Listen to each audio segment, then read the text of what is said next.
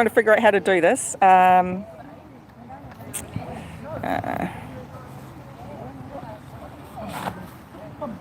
Top chat, live chat, all messages. Okay. I can't see the live chat. Well, see, oh, sorry. That's why I've got this. It's a gorilla grip. Okay. So it goes around. It might even, okay. It will have to go. Might just bring it back just a little bit. So it's, what if we do actually. Like that? Sorry, people were just trying to figure out. So I was actually thinking more grip it around here. That's what I tend to do.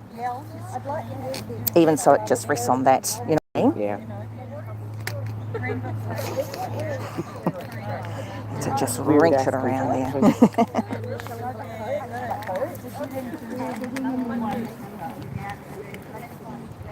And then these just... Yeah, okay. Yeah, and you just keep them screwed on just so that... so in order so they actually open like that. Yeah. And you just put it down. Up at the camera there, yeah? I don't know about the camera. It was just the phone. So Son was going to bring her phone as well. Because this is one we're recording with. Yeah. Can you not attach it to that? I don't know how to. Like, there's no real way to. Huh. Unless I just set it there, which I don't want to do. I wouldn't do that if I were you, yeah, definitely not. Yeah, sorry, and actually even saying that, I forgot about my cover. Because my cover, oh gee, that's very, hang on. Do you mind holding my phone for me? Sorry. People, oh, here we go. Hello. Hello, everyone. You can say hello if you like this. Hello. Just a lovely day. See how that goes around. That's not what we want. No. Usually, oh, there we go. I'll tighten that up now. Yeah, that's better. Okay. All right. We're just trying to... Kia ora from Trinidad. Someone said, okay. Oh, gosh. I need to take off my cover, I reckon. There you go. How do I do that? Hello, Bev. Hello. Very well. Yes. It's been a few years. And hi, this is Jessica. Nice to meet you. One of our organisers as well. Don't worry, we're all trying to figure out parking and getting here and all that type of stuff. So it's all good. Now, did you bring a chair? No. Oh. I have got a chair in the car. I've actually got two. And Andrea's got one as well that's not being used. There's a couple that aren't being used because of the bench. Did you want to go and I'll just figure out this with the camera? Yeah. If we could sort it. It's a lovely day for it, isn't it? Isn't it beautiful? It is. You look lovely. Oh. Now, let me see. I'll tell you, the day I figure out how to use these things. So that's Bev MacArthur. She's the MP, member for Western Victoria. Yeah. Excellent. Yeah. I might just put that back just a little bit because I'm going to do. Oh shoot! Sorry. Or actually, we need to have it more like this to get the flag and everything. Actually, we were saying over here to not get all of that. Remember? We did too.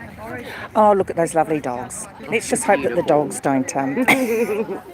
Now, I want to put that. Thank you. See if that works. Gosh, I hope it doesn't fall. Okay. Yep. And let's see. See if that works. And the little native ones. Oh, that's going needs to down. tighten up a little bit more. Yeah. Needs to be tightened. Because I feel like it's tight. Strip. Okay. All right. Now I should be my camera on this one. Actually, hang on. Let me just put it like that. The problem is we might have to speak there. That's not a problem. But no. That gives us a good marker, you know, in between. Yeah.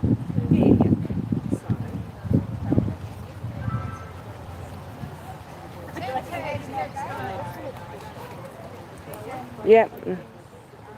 I don't want to dump my bag there. It seems disrespectful. I'll just put it. YouTube.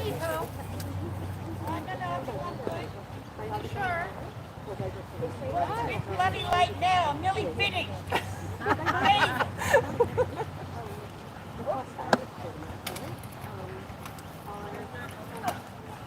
Okay. All right. Yep. This will be ready to record. 2-2. All right. Can everyone hear?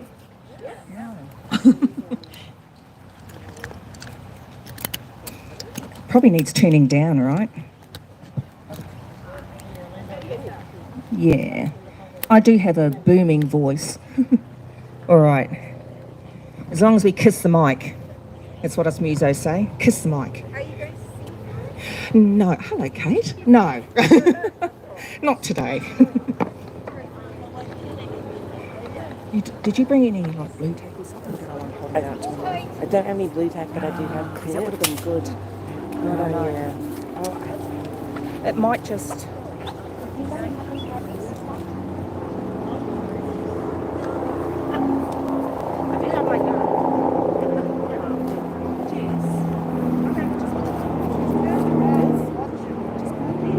It'll get like this. We and are this- live streaming okay. This is just barely too short It's for for me a to get mobile my camera phone. in. Yeah. All right. I was even thinking about spreading that apart and putting it right there. Nah, I reckon just that's all good. The thing is, we're live streaming now. Oh, it's back. Hang on. We haven't got the flag in. Just a minute. We'll just put it like that. All right. Okay, so yeah, that's better. Is that better? Could everyone hear? There we go. Could everyone hear on the live stream? The volume? It's going to be backwards. Yeah, it's backwards. I don't know how to change that. I'm sorry, I don't know how to change the words backwards. Yep, okay, all right, cool. Sweet as. Cheers. I'll just have to, I'm going to sit right here and record so I can, like, We'll swap. Yep. All right. Okay. Turned out to be a lovely day here in Melbourne. Thank you so much, everyone, for coming along. Absolutely thrilled to have you all here. It's our first Women's Action Group first Speakers Corner event for Melbourne. Yay! My name is Michelle. Hello, everyone. And thank you to everyone, the woman who helped organise this event, and hello to everyone watching the live stream. I acknowledge that we meet here today on the lands of the Wurundjeri people of the Gulin Nation, and I pay my respects to their elders past, present and emerging. I would also like to acknowledge the pioneering woman of Victoria to whom this beautiful garden, it's really gorgeous, is dedicated, and in which we gather today to hold our very first Women's Action Group Speakers Corner. Today's event is inspired by the exceptional work of Kelly J. Keane Minchell, otherwise known as Posy Parker, big cheers and claps, and her incredible team, Standing for Women UK. My name is Michelle Uriaro, co-founder of Women's Action Group, Southwest Victoria, your MC for today, and I am a woman, an adult, human, female. I am not a cis woman, I'm not a womb haver, a vagina owner, a menstruator, or a birthing parent. The truth is not bigotry or literal violence. Biological sex is immutable. Humans cannot change sex. No man can ever be a woman, and no woman can ever be a man. There is no such thing as being born in the wrong body. Whose body are you born into? And who's born into yours? Puberty is not an illness, and no one is assigned female or male at birth, but observed female or male, thanks to technology, in utero, as well as at birth. That our institutions here in Australia are captured by such false, irrational ideas, courtesy of American academia and queer theory, is outrageous.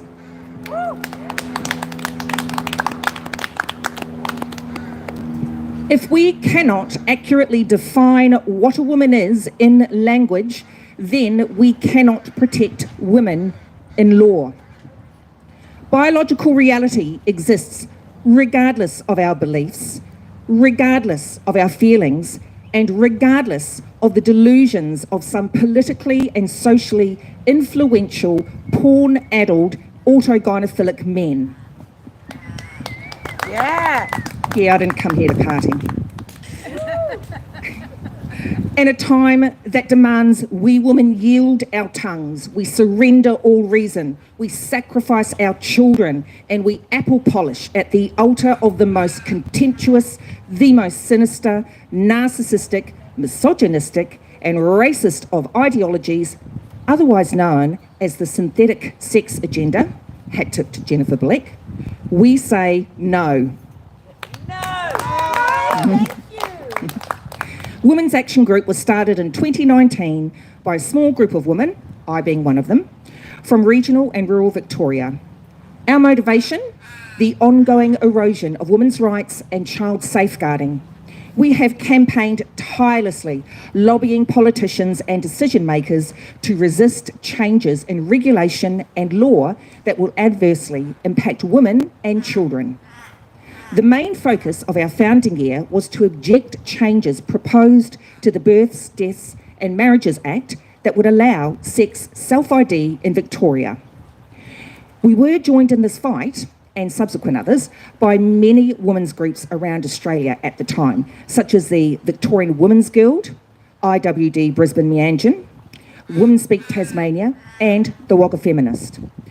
Many individuals and groups of women and their allies came together to oppose gender identity ideology being forced upon our communities through culture and through law. Today, we are here because we wish to amplify women's voices. I think we're doing that quite well. That's doing quite a good job, isn't it, that, Anne? Probably had to turn it down. Anyway. We're here because we wish to amplify women's voices, to uphold women's right to freedom of opinion and expression without interference, and in particular, to uphold our right to hold gender-critical views. Mindful Stated 2021. The theme for today's event is the impacts of gender identity ideology in policy and in legislation. Speaking out in support of women's rights to exclude men comes at a high cost for many women. All women involved in this work have lost friends, connections with family, volunteer roles, paid jobs, and whole careers. We will persist until women are ensured of dignity, safety, fairness, and autonomy in every aspect of our lives. Let me be very clear. This is not a protest, not a rally, not a demonstration, and definitely not a march. This is a Speaker's Corner event in which, regardless of our individual political allegiances or beliefs, we come together to honour and uphold the voices of all women for all women. Thank you. Thank you very much. Okay, on that note, who wants to go first? Who wants to be our very first speaker? Bev. Yay! Come on up, Bev. Now, everyone just, this is Bev MacArthur, member for Western Victoria. Well, thank you, Michelle, and thank you everyone for being here. And as Michelle said, I first met Michelle some time ago, came to my office in Port Fairy to express her concerns and the concerns of many others about the births, deaths and marriages legislation that was going through Parliament. And I was totally supportive of the views, because I know, and it's most significant that we're here in a women's memorial garden today, because I know how hard women have fought for women's rights, and we must uphold them at all costs. And that's what I try and do in the Parliament every day. There's been other significant legislation that has come before us that I think has impacted on women's rights, and I certainly send a cheer and a cheerio Senator Claire Chandler, who has been a champion of women's rights, particularly as it relates to sport. And I do not think it's appropriate that men participate in women's sport. It's not likely that many women want to participate in men's sport, but there are, of course, some sports where men and women compete equally, in the equestrian field, in the shooting field, but not many. And where it is a physical issue, I definitely think that biological men should not be participating in women's sport. And I think it's a great problem for mothers who have got young girls who want to be athletes and sporting heroes, to think that they might have to compete on the football field, on the cricket field, on all sorts, in the swimming area. And thankfully FIFA have come out and said that men can't participate at elite level in swimming. But we don't want them participating at any level, quite frankly. And I think that we need to encourage young girls to get into sport, but they need to do it in a fair way. There should be a playing field where girls are safe and able to participate freely. Like Michelle, I'm not a chest feeder, I'm a breastfeeder. Like Michelle, I'm a mother, a grandmother, a wife, and I think it's most important that we uphold the rights that women have fought so hard for such a long time. I don't think biological men should be in women's prisons. I don't think they should be in women's toilets, quite frankly. So I will do all I can with my limited capacities as a member of Parliament in the Upper House in Victoria, to make sure that your views are represented, and that we make sure women retain their rights and they become even more important than they certainly are being eroded away at the moment. So thank you all. It's great to be here with you, and congratulations on your work, Michelle. Thank you, Bev. Correct me if I'm wrong, you were the only one to cross the floor for the conversion, for the gay conversion. Yeah, there you go. Okay, so who would like to come up next? Oh, here she comes. Sonia, look out. Thank you. Here in this Pioneer Women's Memorial Garden, I'd like to acknowledge all the women that have come before us. All the women that carry all the trauma from all the rapes. So sorry. All the women that had their lives disrupted and were displaced and dispossessed and raped during the frontier wars in colonial times, and the abuse of women that has continued in this pioneer colonial ongoing experiment of Victoria, Australia, that persists. Okay, for me there are three issues with transgender ideology. There's the harm to the individual, there's the harm to the entire group of women and girls, and there's harm to society. The harm to the individual cannot be understated. Cross-sex hormones are carcinogens. Cross-sex hormones are not meant to be administered to people. The lie that puberty blockers are reversible has taken hold, and it's taken hold amongst young people, and it isn't true. It simply isn't true. It stunts growth, and the people who take puberty blockers will never, ever be the same again. This is a tragedy for all young people, but when you're looking at young people from minority groups, from groups of people where, you know, the entire population of their group has been the victim of an attempted genocide, for these people to grow up and not have the choice to become parents is an absolute tragedy.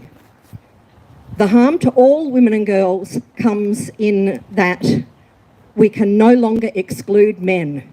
We no longer have the right to say no to men. Men can come anywhere they please. Men can come into our sports, into our change rooms, into our toilets, into our domestic violence and homeless shelters. They can come into our...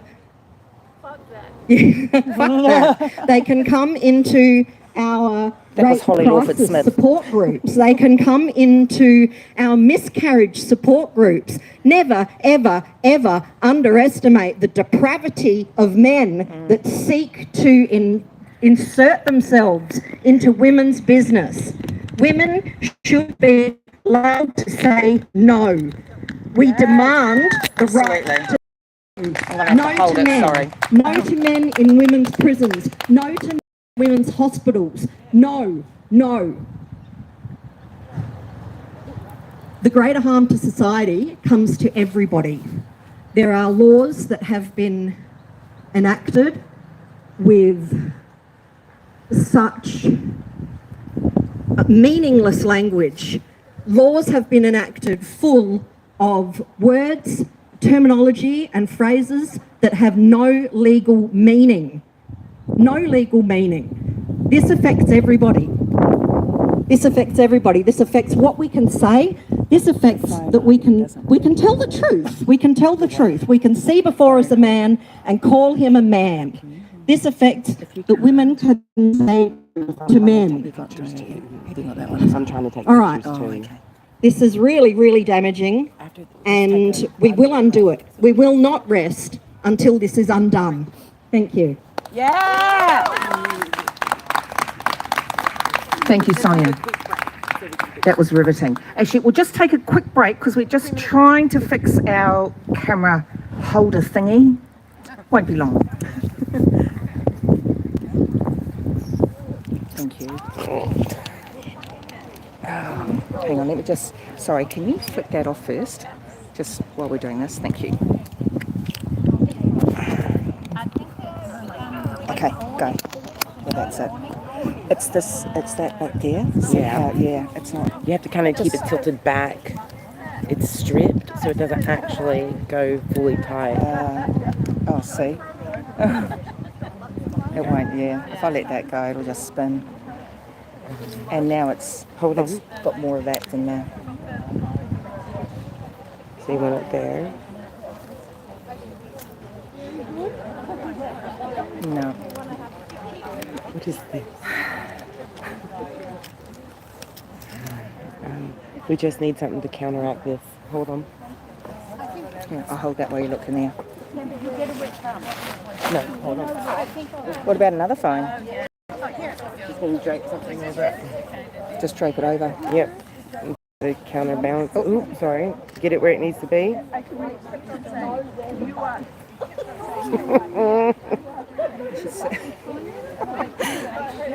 But before we start,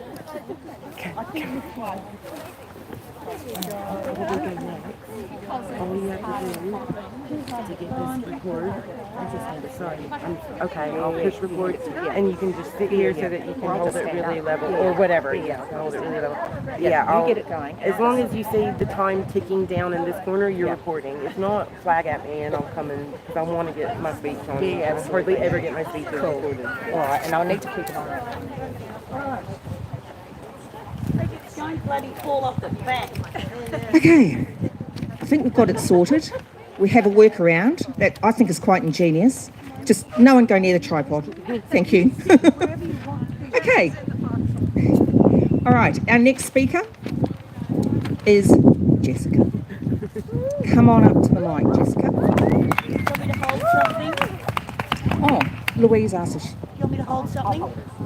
That's okay. Hello, everyone. For those that don't know me, I'm Jessica Williams.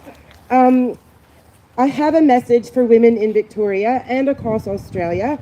As Millicent Fawcett said, courage calls to courage everywhere. Please, if you're able to do so and you're safe to do so, speak up. We need you to join us. My message to our elected leaders and to the candidates in the upcoming Victorian state election is this. Women and men will be voting one way or another based solely on a particular party's stance on gender identity ideology. Provisions for gender identity ideology do not meet Australian legislative standards and are clearly causing harm to children and women. Stop supporting motions, policies, and bills that embed gender identity ideology into Australian law. I encourage everyone in Victoria that is concerned about child safeguarding, women's rights, the safety of imprisoned women, or everyone's right to hold their own beliefs and political convictions to send an email to candidates in November's state election about this issue. I will personally be focusing on Labor candidates because I do care about and lobby politicians regarding so many other important issues. I believe they can come back from this, but we need to engage with all of our elected leaders and candidates on this issue. The point is that we need to speak up. We have to speak up, and we have to get our leaders to put an end to the human rights abuses that are being caused under the guise of inclusivity for gender identity ideology. Thank you.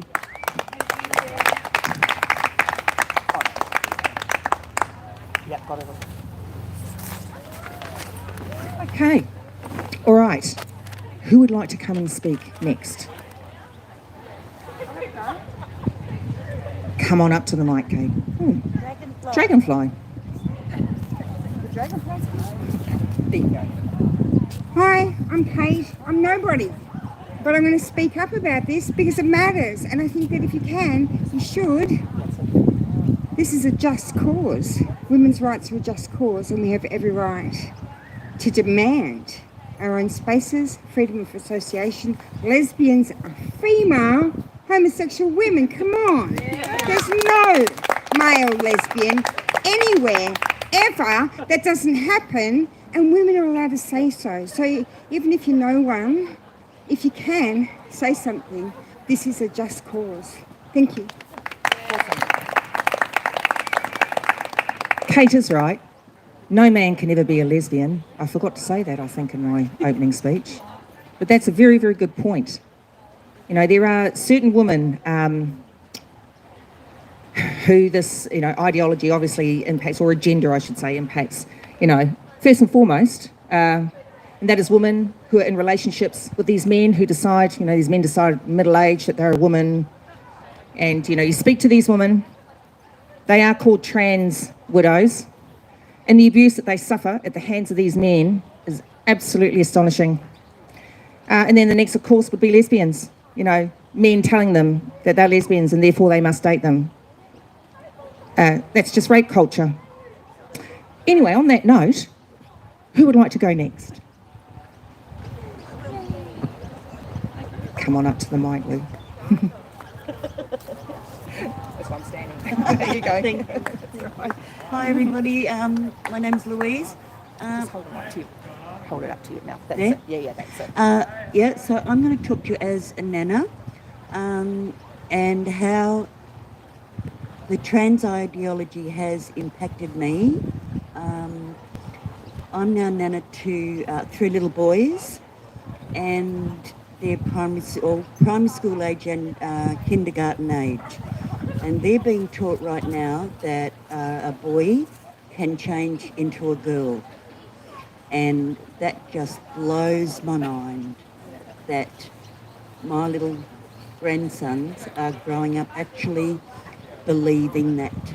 And they're being taught from teachers who are in the main forced to teach that to our kids. And that terrifies me, that they're growing up in a world that is, they're lying to our kids. There's no other way to say, it's an absolute lie, and everyone is meant to be kind, they said. Well, it's not about being kind. It's about realising that, first of all, children should be told the truth.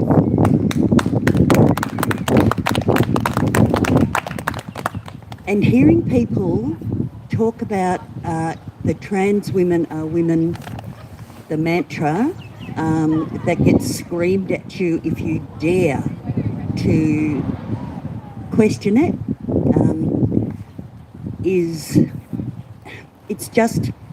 the whole thing completely blows my mind. what's happened to me now as an older woman, and it's not just as an older woman, I now, when I'm out, I'm looking at men.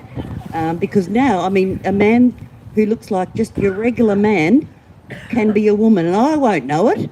But as soon as you say, you know, hi mate, or you can get screamed at. That hasn't happened to me, but it's happened to others. I know someone that was bashed and ended up with quite serious injuries because someone knew them as standing up for women's rights, believing in biology, and believing that women are not men, and men will never be women. When I go out, I mean, just even to go to the pool, right? I don't want to go to the pool because I don't know who's going to be in the change room. I don't want a bloke in there. Blokes shouldn't be in there. Blokes in women's bathers shouldn't be in there. They're blokes. They need to be in the men's change room. I don't care what their feelings are. I just don't care anymore. We need to really think about the be kind thing. Women, I think, on the whole, are kind people. We're kind. Females are generally kind. We shouldn't be kind anymore. They've taken over our spaces because we've been kind. We hear about, what are they called, supervisors, or in a domestic violence shelter is a man who calls himself a woman. I mean, just the idiocy is like, I don't have all the words. It just is so wrong, and we don't know who's going to decide to yell at us, to yell abuse at us, to call us transphobic, all that garbage. It's just garbage. And we really need people, men and women, please step up, speak out. Yes, it's going to be hard because it's why people don't do it, is because they're scared. And it'll just take, you know, one or two in different groups to say, look, I really don't. I don't believe in this. I'm not going to call that person who's made us spout pronouns. And seriously, it's just bullshit. So on that note, thank you. Wonderful. Leave the kids alone, someone said. Okay, before I hand the mic to the next speaker, I just want to say a few words from Lisa Owen, who couldn't be here today. She's actually the other co-founder. Actually, there's three of us, myself, Sonia, who's sitting next to Bev over there, and Lisa Owen. And she's asked me to read a few words for today. And she said, sending you all my love for a very special, inclusive day of female empowerment. Yes. Just going to wait, hang on. Let's just do that. Why don't you clock that? Okay, cool. Okay. Helen really had it right when she sang, I am woman, hear me roar. We've come a long way, but we have a long, long way to go. We still have a long way to go because we live in a patriarchal society that is constantly creating new challenges to the well-being of women and children. Stand up, be proud, question everything, be aware and vigilant. But most of all, keep fighting the psychological and physical exploitation and entrapment of our precious children. Teach them to think critically and never ever let go of their hands. Love to you all, Lisa.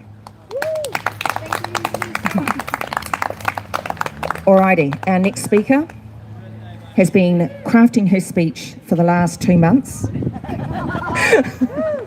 No, she hasn't. Come on up. You can say who you are. Hello, I'm Holly Lawford-Smith.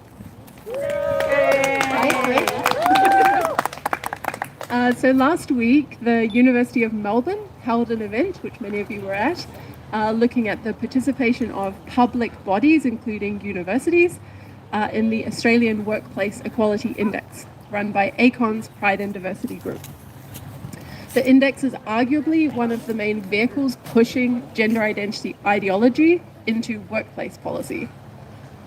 Now, as we're all aware, it's not easy to get gender identity ideologues into the room with their critics. They usually refuse invitations on the grounds that they don't want to legitimize debate with their critics. Or that they're not safe. Or they accept the invitation and then they pull out at the last minute. So I'm just going to start with something positive, which is that I think it's genuinely to the credit of Finn Mackay from the UK and Julie Peters here in Australia that they participated in the event. I think it's also to the credit of the University of Melbourne that they supported the event, and to the credit of the academic lead of the event, Professor Cordelia Fine, that she was able to pull together people with such different views to have this difficult conversation. Now to the negative. One participant who did pull out at the last minute was Nikki Alkin from ACON's Pride and Diversity Group.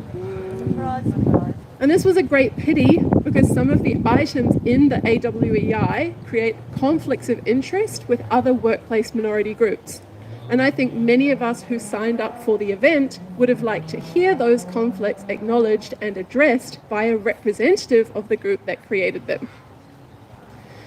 I'll talk in more detail about a couple of items in a moment, but first let me make two general criticisms of the AWEI. First, it homogenizes the LGBTQ. Yes.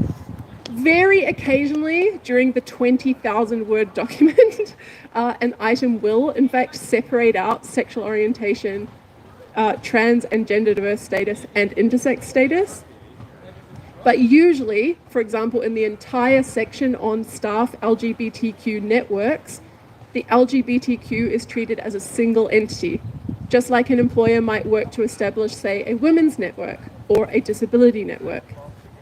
There is no acknowledgement of the tensions between the LGB and the TQ, which come from TQ ideology attempting to erase the standard LGB understanding of sexual orientation in favour of attractions between gender identities. There's no acknowledgement of lumping together the LGB together with the TQ. There's no acknowledgement that lumping together the LGB with the TQ when it comes to staff networks will in fact end up meaning pushing out anyone who disagrees with TQ ideology. So the items in the AWEI may be well-intentioned, but when they're achieved in a social context in which there is aggressive pushing of TQ ideology, they can end up working against the interests of the very groups they were set up to help, including any LGB, trans, gender diverse, or intersex people who are not true believers in the gender identity ideology. A second criticism of the AWEI is that for much the same reasons just noted, which is a lack of acknowledgement of the ideological context, some of the items risk setting back work that employers have done towards women's workplace inclusion. And the blame, I think, is shared here between the AWEI and the workplaces. So the Pride and Diversity Group need to rethink how to advocate for LGBTQ workplace inclusion without setting back the interests of women and those LGBT people who are not on board with TQ ideology. And workplaces, including mine, the University of Melbourne, need to rethink outsourcing their moral conscience, as Alan Davison so nicely put it at the event, to diversity and inclusion benchmarking schemes. Those schemes are designed to advance the interests of a particular minority group, and they may do that in a way that brings a certain controversial ideology along with it. So it's up to the workplaces that use those schemes both to watch out for possible conflicts of interest with other minority groups and to check that the schemes are genuinely working for inclusion and equality rather than pushing to have a certain set of beliefs and values institutionally entrenched. UniMelb already has bronze status in the AWEI, And my hope is that UniMelb will not achieve silver or gold status, but rather will withdraw from the AWEI entirely. So in the time I have left, which is probably none, but I'm going to go on a little further, I'm just going to mention two sets of items from the 2022 AWEI in connections with changes I've seen my own employer make. And of course, it may just be a tremendous coincidence that these are both rewarded by the AWEI and changes that UniMelb has made. So item 16 of section 1, which is in the standing submission that can be rolled over every year, this refers to the company's internal documents and forms that collect gender information. And this asks for non-binary options and trans options to be included. But one way of earning full points on this item is to simply stop collecting gender information entirely. And this is worth 2 points out of a possible 200. And the next item, item 17 of section 1, is similar. It points to IT systems that collect gender information. And similarly, you can achieve it by stopping collecting gender information altogether, and that's worth the same 2 points. Recently, UniMelb announced that students can now access inclusive gender options in Student 1, which is the online student system. And when they were asked, the relevant staff confirmed that this gender identity information replaces sex information. And that means UniMelb is no longer collecting accurate data on sex. So they won't be able to monitor progress toward sex equality in different subjects or in study outcomes. So this is a clear conflict of interest with women. The AWEI is incentivizing employers to stop collecting sex data, and this hinders the monitoring of sex equality.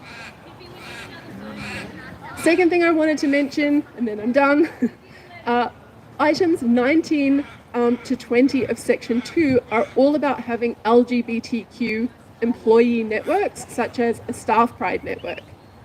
So for 3 points, the network can have either distributed material on how to be an ally to trans people, or have done work to profile trans speakers or role models. For 3 points, the network can undertake activity to make LGBTQ women more visible. For 3 points, the network can undertake activity to make LGBTQ plus another minority intersection people more visible. And for 3 points, the network can work to increase the LGBTQ presence in other diversity networks, including women's groups. And you get a Woolies rewards card.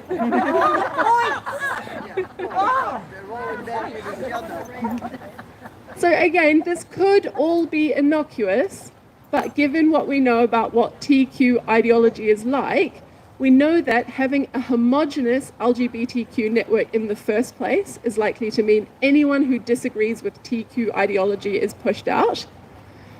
We know that encouraging a staff pride network to distribute ally material about trans people is likely to mean encouraging controversial beliefs and values, for example, pseudoscience about biological sex. And social contagion.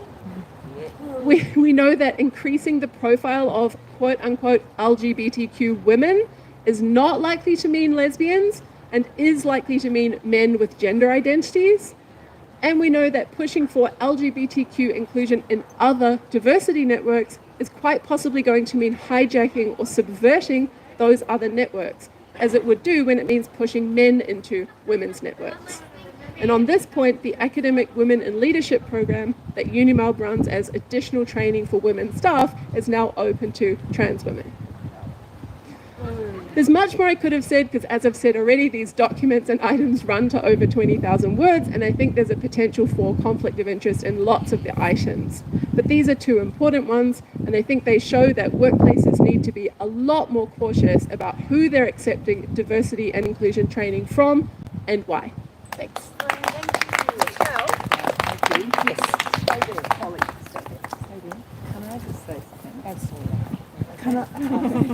Can I just say, I want to pay huge tribute to Holly, because you've stood up in academia. It's not easy standing up for anything that's not conventional wisdom, so to speak. in the academic situation. It's not easy in the workplace situation. It's not easy in the political situation either. But Holly has done this. And you reached out to me after I made a stand, and we did a podcast together, and I was honoured to do that.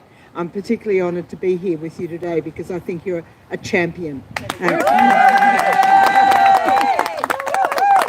And I certainly stood up for parents in the gay conversion therapy bill because I didn't think it was appropriate that parents, psychological counsellors, even faith counsellors should be jailed for giving advice to potentially children with gender dysphoria issues. They need more psychological help, not less.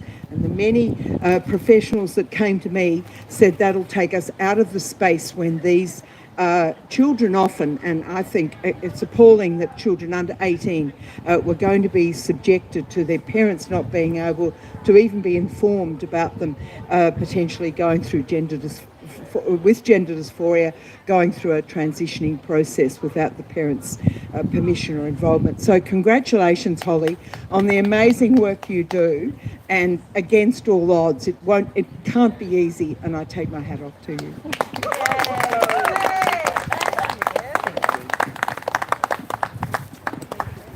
It's almost like they're trying to do away with biological sex as being reality.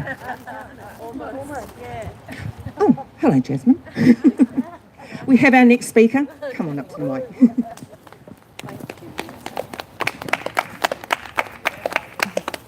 Hi everyone, my name's Jasmine. As my mother says, my daughter's famous for being a sacked breastfeeding counsellor, so I'm so proud. I just wanted to say, the thing that really disturbs me about transgender ideology and the way it's marched through our society here in Victoria is, so many things, but that it's not just in a co-ed setting like universities or, co-ed schools or, parliaments, that it's in women's health. And I still, every time I come across another example, I just still can't quite believe that medical professionals and women's health advocates have allowed this de-sexed, crazy dangerous thinking and practice to creep into their organisations. And it really does make me feel like I'm going a bit mad when every time I come across another example, and within the Breastfeeding Association, over a year ago, it got to the stage where they were helping men to sexually abuse newborn babies, and I just, and they won't even kind of be honest that that's what they're doing. Like, you'll go, hang on, this is a man, he's trying to breastfeed his wife's newborn baby. Are you sure you want to support that? And they are supporting it. So, I do have hope in humanity and in Victorians' common sense, but it is quite troubling how few people really know what's going on. What's going on in our primary schools, what's going on in our secondary schools, what's going on in our universities, what the Parliament's doing, and when we bring it to their attention through, media work and advocacy and conferences and, I've voted Labor my entire life until the last federal election, and they just, it's like, I don't even know how to describe how no media, how captured they are, So, journalists will ask them a question and they'll just distort reality so far beyond the truth. And I just, I've worked as a media advisor, my whole career, and I don't know how, I don't know how they give the the answers that they give, you know, like the press sacks, the things that they say, they're just such lies, you know, and like I think they must believe what they're saying. But even that is so scary, you know, like have they read the legislation? Anyway, that's a bit depressing.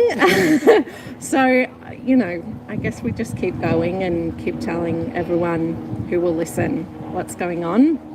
And yeah, we'll get there in the end, I hope. Thanks so much for organising this, Michelle. Thank you so much for coming. Actually, that's a really good point in the media. I was thinking as Jasmine was talking, I read this morning, I've been up early this morning and logged into Twitter, as you do, at 5:30. And there was an article, I think it was Stuff New Zealand, maybe, I can't remember, but it was just so ridiculous. It was about a man who had basically tricked everyone out of money, right? And the article called him a woman. So it's about an article about a liar, and they're lying about the liar. Anyway, who would like to come up next? Come on up. Oh, yeah, okay. Yeah. Thank you so much. Hold the mic nice and... Hi. Hi. This is the first time I've spoken publicly about my views ever. I'd just like to say the trans movement is a movement led by men to the detriment of women. Yeah. As a young person growing up mainly online, you see it everywhere. And I've lost friends to it. I've lost my sister to it. And it's hard. It preys on mentally ill people. And this whole... Sorry. You're all right.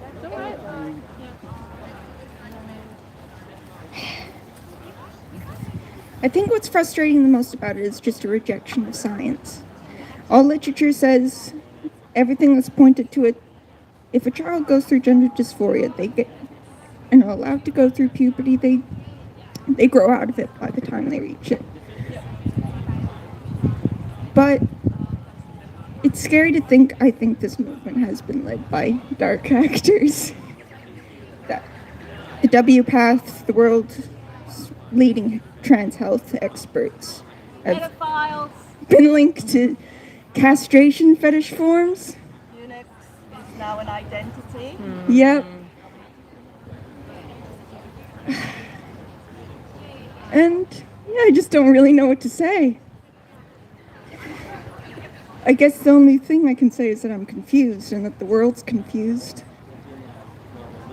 But thank you for letting me speak.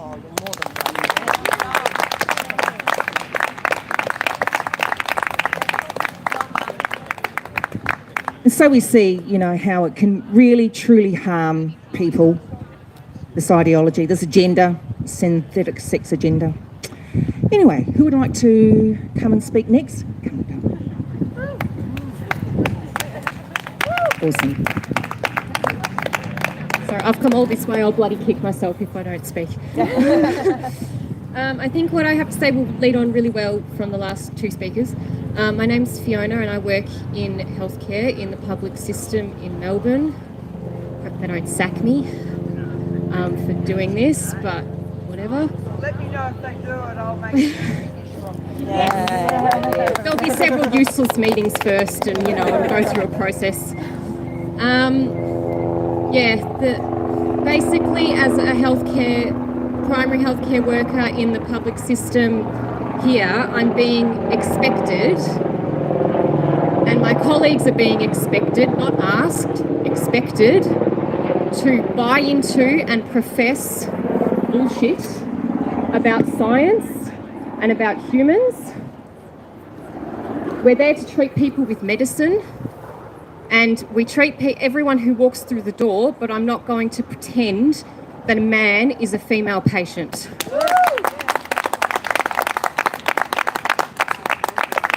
And I have been put in a position several times where I have been expected to do that. And I'm always very careful never to document it. It's just the system, like the public system from the inside, has been completely captured by virtue signalling with the ignorance of actual science. I studied my degree starting in 2014. I studied human biology as part of that. None of this was mentioned then because it's not real. It's been in the last couple of years that this really, really seems to have crept in. Rainbow stickers on every door, trans flag stickers on every door, the lanyards, the pronouns in the emails, and all the rest. Actual male patients being registered officially as female on the systems. It is bullshit. We're just being asked to ignore reality and profess ideology. And I'm being asked to lie, and I'm not okay with it. Yeah. Thank you for speaking up. And thank you so much for not being okay with it. Okay, so who is wanting to speak next? Oh, come on. If there's nobody else, that's all right. Yeah. Oh, wonderful. Come on, dude.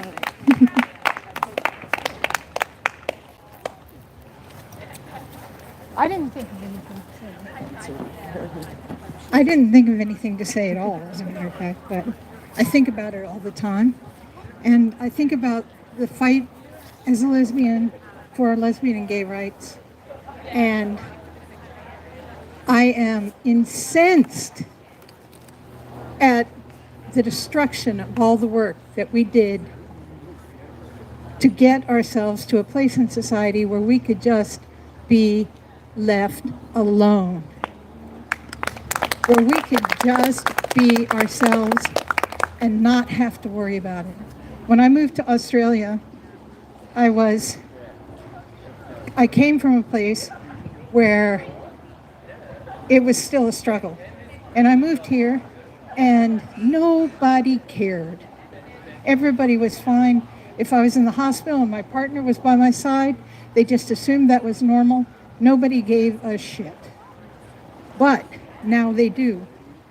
Now I get harassed from people who should be in my own peer group, I get harassed from lesbians in our lesbian and gay rainbow group because lesbians are no longer welcome. Lesbians are no longer welcome because we say lesbians, now repeat it with me, lesbians don't have dicks.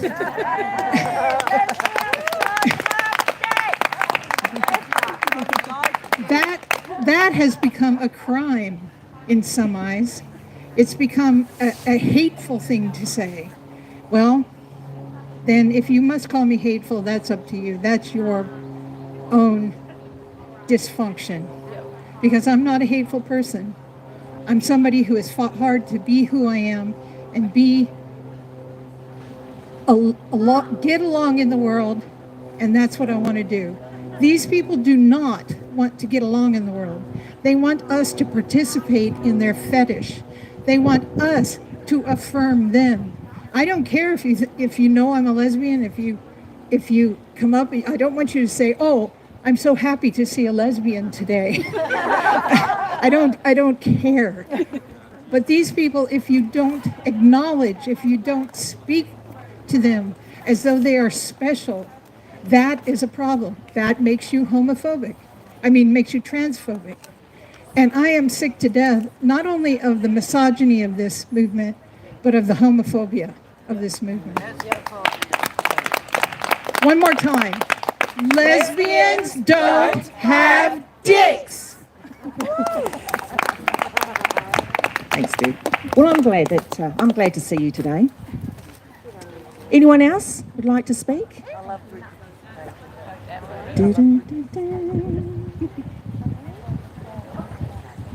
Angie, you going to come and speak or not? Oh, okay.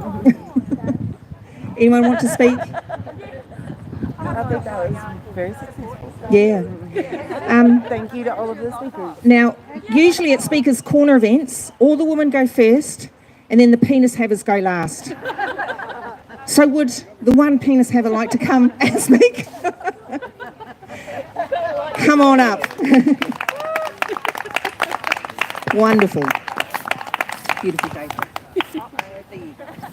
It's a beautiful day to be a penis haver. I know, it's so nice. So if you just move that way, just so you Oh, know. okay. Yep, beautiful, thank you. So I came here to support my sister. I really got into the whole trans thing over the pandemic. I like Reddit, and I noticed that all of the good places I would go to, like Gender Critical,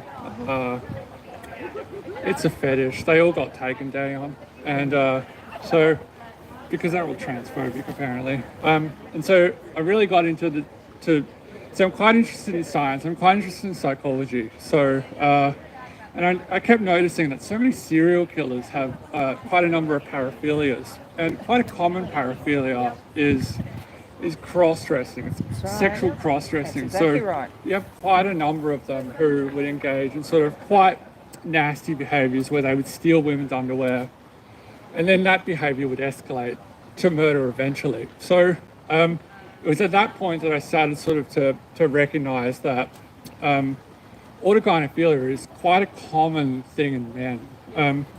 So if you go to any sort of pornographic site, if you go to chat rooms, you go to anything, you'll see two things. You'll see there's an enormous numbers of men who are quite clearly autogynephilic.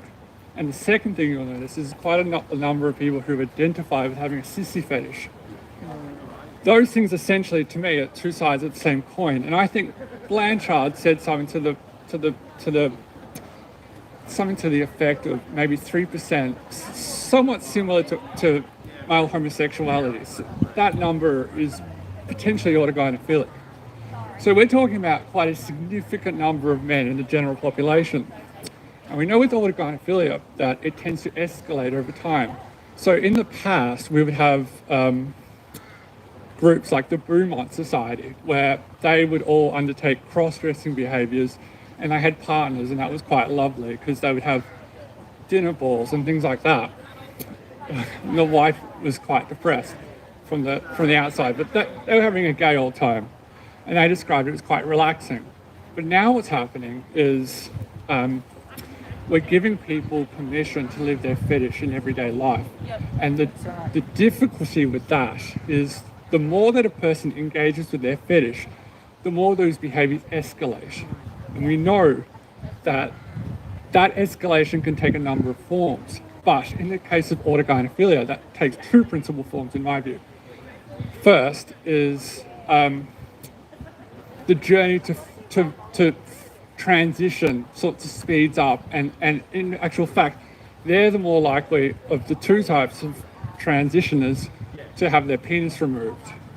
So that's sort of like the ultimate manifestation of autogynephilia. Secondly is they tend to have quite a number of fetishes. It's quite interesting really. So you'll see numbers of pedophilic attraction among autogynephilic men. That's quite a significant population within that subpopulation.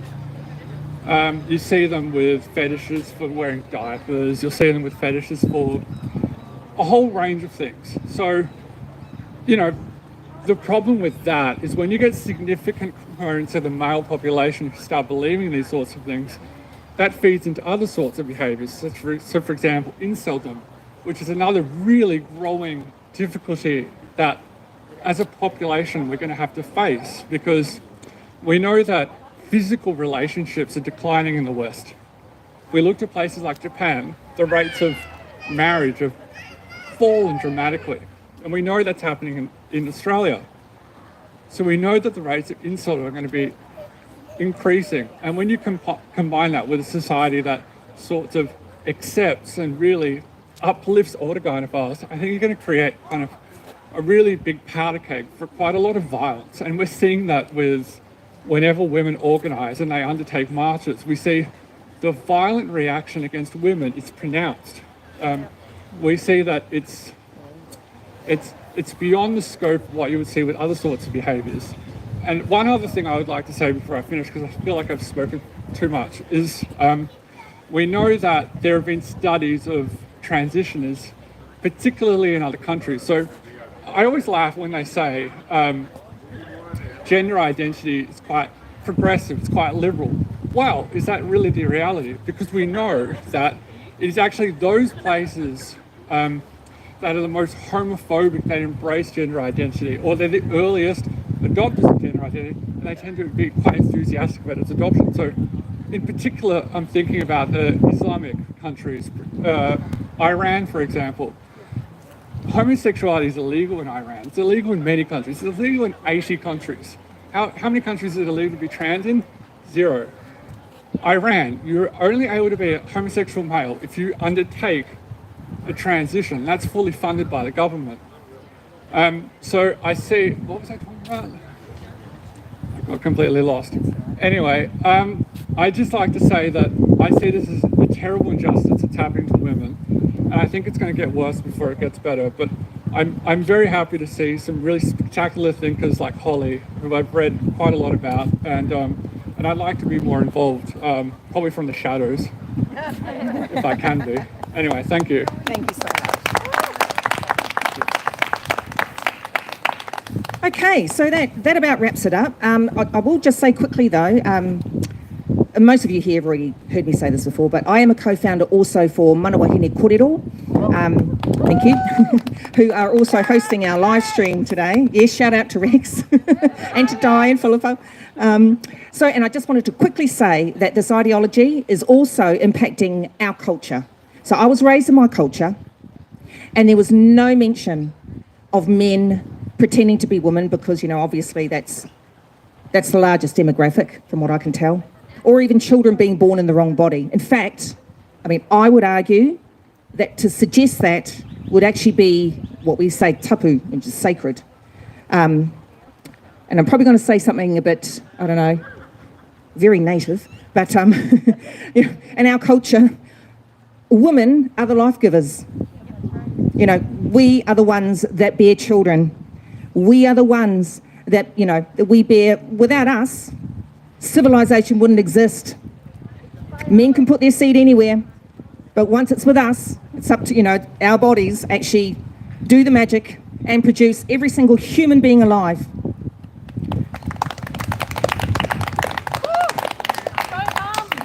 And go mums.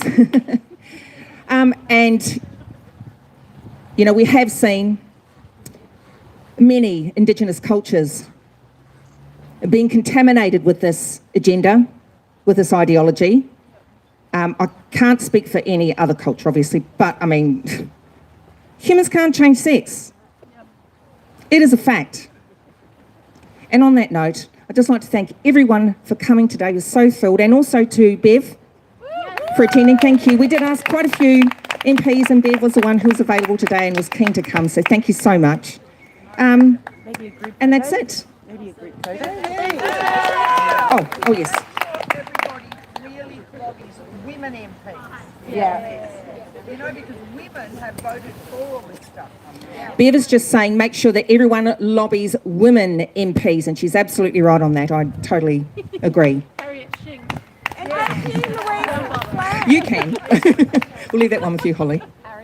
I'll just start emailing her. I'd just like to say thank you very, very much to Michelle for all of the organising. Yes. It's been absolutely fantastic. Loads and loads and loads of work.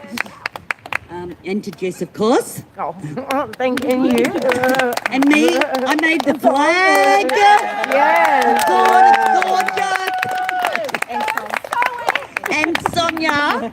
And really, God, we're fantastic. And we've just got to keep getting bigger and louder, and talk to everybody, encourage, make it not so scary. So that's super important. Yeah. Thanks, everybody. Thank you, and we will have another one. Keep an eye out for your email, and it will be a Christmas get-together. Okay, bye. Are people up for a group photo? Yes. We could do it over there if it's not too much looking into the sun. That might be. We can do it. One of these people that was really. Okay. Come over here to take our picture.